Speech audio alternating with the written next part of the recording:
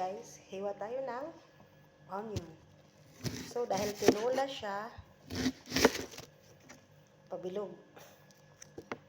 Yan. So, nakapag-init na tayo ng hot water.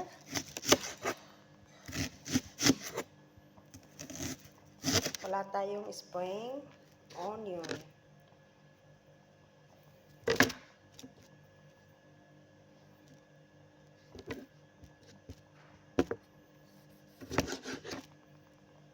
Kunin lang natin yung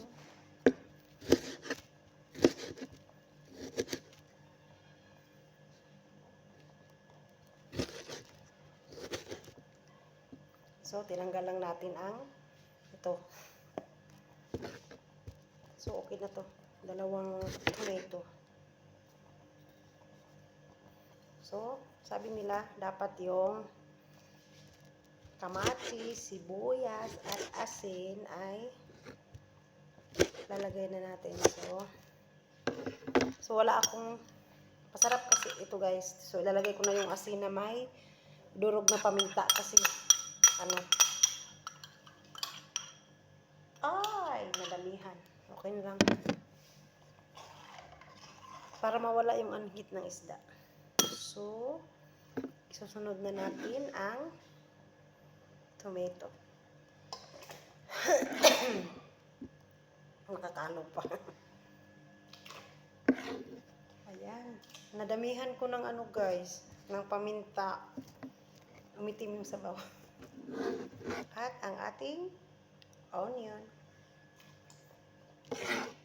Okay. So, anuhin muna natin yan. Ano ba yan? Mali-mali naman ang ginawa ko. Tsaka, mamaya na to. Malunggay.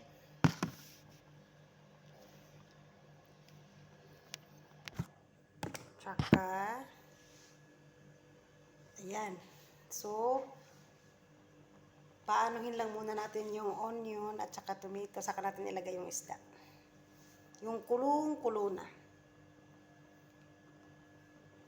Ayan.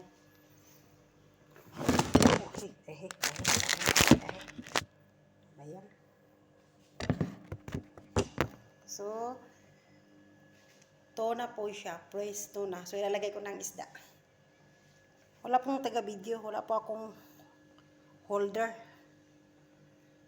Ayan. So, mayroon tayong 4 na hiwa na fresh tuna.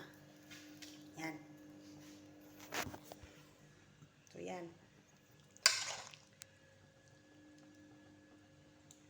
Ang hirap mag-video.